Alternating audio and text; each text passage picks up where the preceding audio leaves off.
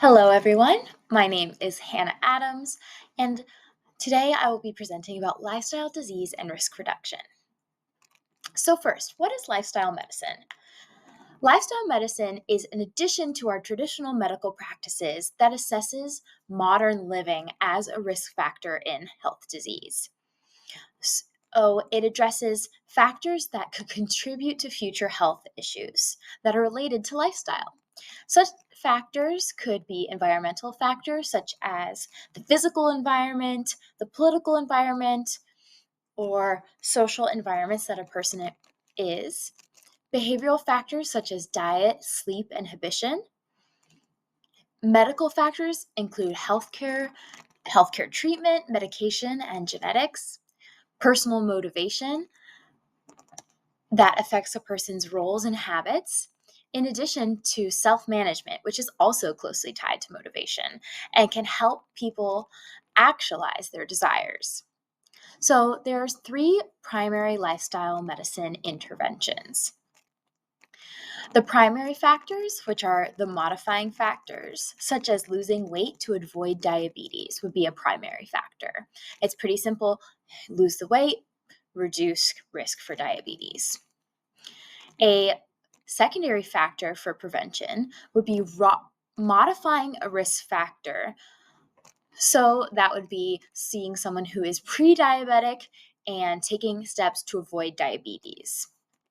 And then there's tertiary prevention, which would be, okay, you have diabetes and now you're trying to reduce the symptoms that you do have or stop a diabetic episode. Now, avoid, say, losing a toe because of diabetes. So the first one looks at, how do I prevent this together? The second one looks at, okay, I have this risk factor. How do I prevent it in a larger sense? And then the third would be, how do I keep the symptoms I have just at bay? To understand lifestyle medicine, you need to understand the causes of disease. So, proximal causes of disease are environment, political, sociocultural, and socioeconomic. These are causes of disease that are complex to change and can significantly impact an individual. They are referred to as upstream causes because someone who has some of these factors that may influence their health really have to work against them when addressing lifestyle health. Medial causes of disease are very personal factors, such as mental health, technology, occupation, relationships, and inequality. These factors are specific to the person, their life, and their context, such as if they have a health hazard in their workplace or they face inequality in life and are unable to access certain health care or healthy foods. And then there are distal causes of disease. These are also very personal, but they are usually, in theory, easier things to change, such as diet, inactivity, risky substance use, pollution, and sun exposure. These causes can lead to identifiable markers on health. These markers are obesity, blood pressure, lipid count, etc. Markers are all the ways that your body tells you that you are sick, and they're also the ways that doctors can tell that you are also sick. These markers can also indicate that the person is at risk for a chronic disease, such as cancers, diabetes, stroke, etc. So there are something called the social determinants of health, and there are 5 of them. This is referenced from the CDC. They are health factors that can predict the likelihood of a person to have negative health outcomes. We will connect the dots more throughout the presentation as to why these factors significantly can affect a person's health. So the first one to look at is education. So are the graduation rates low in the area?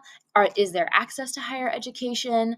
And is there good rates of language and literacy? So negative education outcomes is a negative social determinant of health. Healthcare and access to quality healthcare and health literacy is very important. So we look at San Bernardino per se and say, oh, Loma Linda is one of the closer hospitals. And that's in relation to access to healthcare and quality healthcare.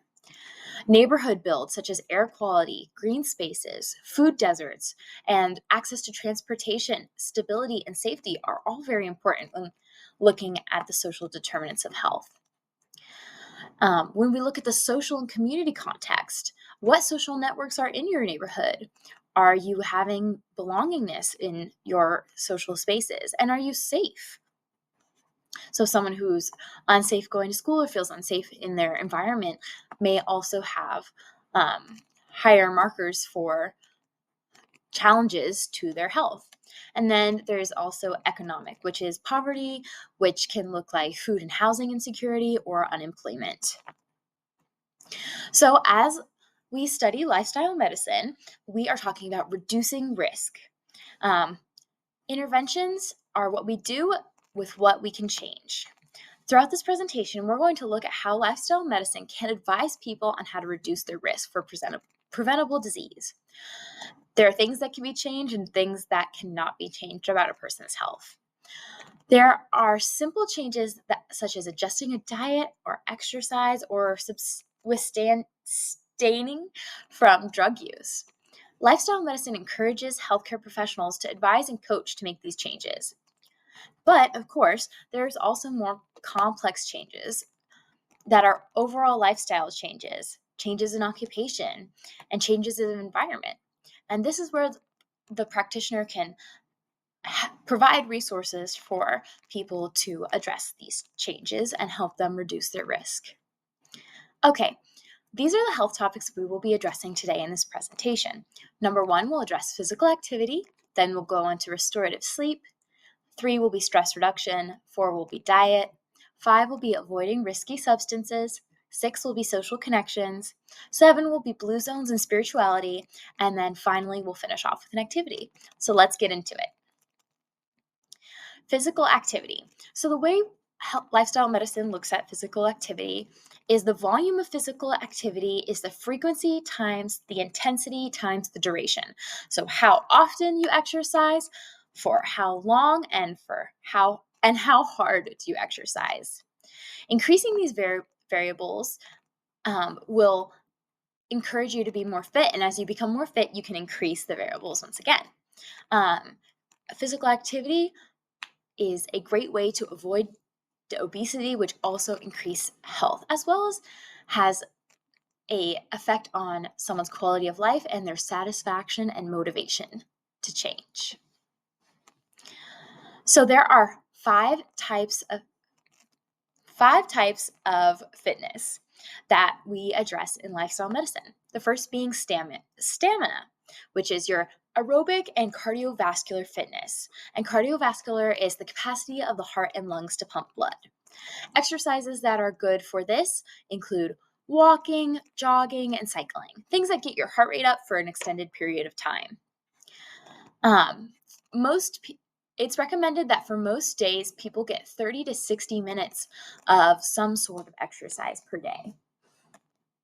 Strength would be our second S, which is the amount of weight moved by a muscle contraction, or a muscle contraction against resistance would be another way to phrase that. So this would be like your weight training, your resistance training, or body weight calisthenics. Next is suppleness, which is your flexibility. So you can do some static stretching or ballistic stretching, which is more of those rapid stretches or dynamic movements. Size. So size is a more new one added to this list. It is the idea of contrasting your body weight. So this would be walking, and jogging would be against your body weight, and then biking and rowing would be with your body weight. And then stability, which is your ability to be stable in movement. And the one that always comes to my mind is yoga. So let's look at fitness for all. This chart talks about the general prescription for physical fitness. As you can see on here, if you are able to carry out some sort of vigorous activity and some resistance training, it gives you an advice for how much you should move with moderate intensity and for how many steps a day. that you should be active in many ways and do many different things throughout the day, stretching your muscles to their full range of motion so you can maintain that healthy movement, as well as thinking of a movement as an opportunity. So that is what we would advise for a general person. But say you have some sort of contraindication or pre-existing condition, that's where you go to your doctor, your physical therapist, or one of your healthcare team members, and talk to them about a more specific prescription. So for, say, our arthritic patient, we may not recommend that they cycle for 40 minutes every single day because that would increase their symptoms. So it's a great reference here to see kind of what would be the recommendation for an average person and then what specific things you could reach out to your doctor to ask about. So here we have some stretching demos. Stretching can be done throughout the day, and taking a stretching break throughout a sitting day is especially helpful to increase blood flow, protect your range of motion, and just feel better as you go throughout your day. So refer back to these if you would like to participate in some of these stretching exercises. So let's talk about sleep. Sleep is so essential for health. I feel that this is one topic that is not discussed enough. Positive sleep is linked to boost in mood, improved IQ, memory, and concentration, as well as reducing your risk for heart disease, diabetes, depression, and obesity. Adults need about 7 to 8 hours of sleep a night. And think, if this is the time where our body gets to shut down and rest, it is crucial for us to engage in it to the amount that our body needs. Have you ever heard of the term sleep debt? This is the idea that you can make up for a late night of studying by sleeping in the next day.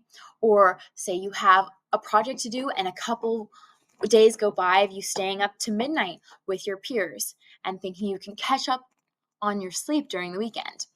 This is just not true. Sleep can never be made up for. One night without sleep can cause permanent cellular damage in your body. And the best kind of sleep that you can get is consistent sleep.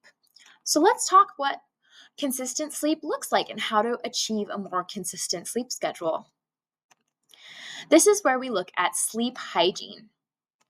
My little meme is not showing up, so sorry about that. It will be in the saved presentation. So the best way you can help your sleep is right now in this moment, imagine the most cozy, comfy sleeping situation ever. For me, I kind of imagine a cool room with some nice smells, a fan going, dark lights, maybe a night light, and my cat sleeping near my feet. We really emphasize in occupational therapy, which is the profession I am from, sleep hygiene. And we've talked about this a lot. So the best thing to do is establish a pre-sleep routine. So when you eat dinner, when you start getting ready for bed, if you take a shower, you want to be consistent with that so that your body knows, okay, I'm getting ready to go to sleep. So that's kind of your wind down time. And then looking at your sleep, where you sleep, and making sure it's comfortable. It's a place where you pretty much participate in the only activities that should be in the bed, such as sleep and sex, and keep it so that when you go into that space, your brain knows, okay, I'm going to bed. Another important tip, and a pretty easy one to notice or pick up on yourself, is controlling your caffeine intake. Some people can drink a cup of coffee in the afternoon and be fine, and others it keeps them up all night. So it's important to be mindful of what your body needs. Getting enough physical activity also improves sleep because your body's tired and ready to go to bed. Another piece of advice is to finish dinner early because then your body isn't putting a lot of work to digest food as you're trying to sleep. Avoid nicotine and also avoid long daytime naps. So speaking of stress, we have been advised to address stress through a R&D technique. So, as you can see, it addresses each kind of thought and says, can you do something with it? And if you can, what should you do? So, for the first example, is reduce it. Oh, okay, you're stressed about something. To reduce the stress, can you do it? Can you remove it or delegate it to someone else? You need to replace it. Can you delay it to later? Rethink it or discuss it? Reframe it or drop it? And this is a mental way to break up circular thoughts. Of course, if you ever need help, there's always the Suicide and Crisis Lifeline, as well as many resources for therapy and other mental health supports. So if you ever find yourself stuck, there's definitely resources. So let's talk about some of the somatic or the physical symptoms and the cognitive or mental symptoms. Because symptom management is something that you can do. So, sorry, I'm not sure why my image isn't popping up. On the right, we have some symptom management, and on the left, we have some symptom management. And this is a great tool you can reference back to later. For reducing stress, if you're able to reduce your stress, it reduces the risk of metabolic disorders such as IBS, metabolic disorders as well as IBS, fibromyalgia, memory issues, and Alzheimer's. Stress reduction can also increase quality of life because you're not going through these cyclical thoughts and experiencing emotional pain. So, that is a great thing to know.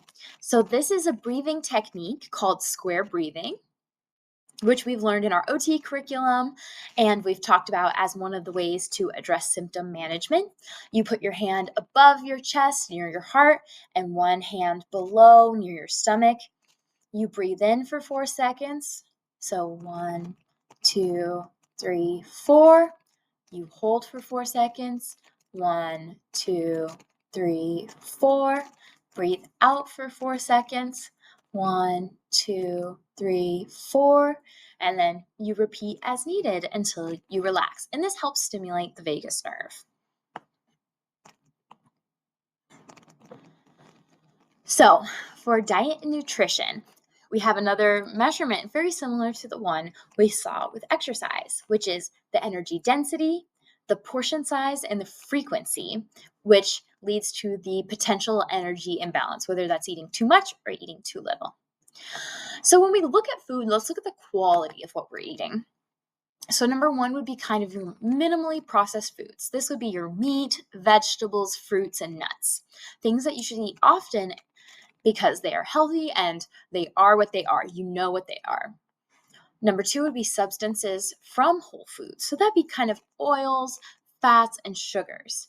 These can be eaten sparingly or used to cook up your minimally processed foods. And then three would be your ultra processed foods, which would be those white bread, Cheetos, desserts, and confectionaries. These are things to eat infrequently or to avoid altogether. Which brings me to the Mediterranean diet. So the Mediterranean diet is a type of diet and a lifestyle consideration when you go to eating. The idea of the Mediterranean diet is to eat whole plants and eat whole foods and plant-based foods. This includes your healthy fats, moderate dairy, fish, and poultry, minimal red meat and sugar, and encourages social and mindful eating. The benefits of eating the Mediterranean diet is heart health and cholesterol, reduced risk for diabetes, brain health, and cognition, as well as longevity, which we'll talk a little bit more about later. I also found this interesting graphic that demonstrates that it is even a little cheaper if you're able to plan ahead and eat this Mediterranean diet. So staples to include in the Mediterranean diet would be olive oil, fresh fruits, whole grains, legumes, fish and seafood, nuts and seeds, low-fat dairy, and herbs and spices. And then the foods to kind of eliminate or limit with the Mediterranean diet would be red meats and processed meats, refined grains and snacks, sweetened beverages, butter and cream, and highly processed packaged foods. Next, let's talk about risky substances. First, let's talk about alcohol, as it's a very commonly used risky substance. Alcohol in itself is a toxin. Often mixed with sweetened mixers or in a beer is a very high carbohydrate drink. There's many disadvantages. The first that always comes to mind to me is birth defects if you're a mother who's drinking, breast cancer, psoriasis of the liver, hypertension, and atrial fibrillation. And not to mention addiction, which in itself is a disease. So here are some substances to avoid, most of these which have a risk to overall health and increase your risk for chronic disease. So we have prescription drug abuse, nicotine, alcohol, caffeine, and weed and marijuana. Another important reason not to use these substances is they can very often interact with medications that doctors prescribe. And so if you're taking medication for, say, a chronic disease or, say, to prevent a chronic disease, using these substances can interfere and have a drug-alcohol interaction or a drug-drug interaction, depending on what you use. So let's look at addiction and health. Addiction has a huge impact in health.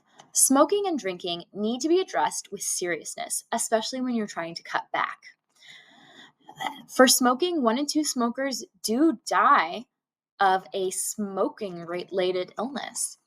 And for alcohol, which is the leading cause of death, can have liver disease, high blood pressure, stroke, unintentional injuries, and cancer. Address options with your local AA or doctor to find out the best way to free yourself from addiction. Social connections. We touched a little bit on this earlier, but a connection exists between social connection and health. Although the links are not clearly studied or proven, the direct impact on each disease is unclear, but the overall trends are there to prove that social connections have an impact on health. And some of this is related to the use of social networking, the purpose and meaning found in social connection, the resources provided by being in a strong social sphere, and general community support. So I've made a little list of healthy things to do with friends. This is a great way to call to action to look and see, okay, think of a friend you want to do one of these activities with. And these are all low-cost activities that most people should be able to do safely. So the first one is walk or go on a hike and talk with a friend, cook a healthy meal, play sports with your peers, bike to an activity that you guys are going to or doing. So like a farmer's market, a concert, even if you're going shopping, try and see if you can bike there. Go dancing, which is personally my favorite as someone who loves to line dance. I do that with my friends pretty much every Wednesday, and it's a good workout. And then planting in a garden together. So going over to your grandma's house and planting in a garden, or going over and spending some time with a friend who has some extra space. There's also community gardens that some people have access to in their neighborhood. So when we look at belonging and health, let's look a little bit about ACEs, which are adverse childhood experiences. It's a measurement / an assessment of how much a person is at risk of a poor future outcome because of traumatic childhood experiences. So we can look at some of the outcomes / health concerns that are related to these adverse childhood experiences. So behaviorally, we have lack of physical activity, smoking, alcoholism, drug use, or missed work because of all these above. And then the physical and mental health concerns associated with ACEs are severe obesity, diabetes, depression, suicide attempts, STDs, heart disease, cancer, stroke, COPD, and broken bones. ACEs is an assessment that looks for abuse, neglect, and household challenges. So some of these topics that are addressed in the ACEs assessment is physical abuse, emotional abuse, or sexual abuse, physical neglect or emotional neglect, household challenges such as mental illness, household members' substance use, parental separation, and household member incarceration, as well as, again, domestic violence. So this is something I'm really excited about, which is the blue zones. Loma Linda is one of the 5 recognized cities where we have the larger populations of centurions, which are people aging 2 and past 100, which is a pretty amazing feat. When the blue zones were discovered, the Blue Zones Project looked at what are the things that impact people's health, and they found the Power 9, which are divided into 4 categories. Listen for things that seem familiar to things we've talked about earlier in the presentation. So the 4 categories are move, right outlook, eat wisely, and connection. So let's talk more about this Power 9. They believe in that these are the things that the 5 cities have in common. So a downshift, which is a stress relieving time. Purpose, people find purpose in their religion or purpose in their life. The plant slant, which is eating less meat and eating more plants.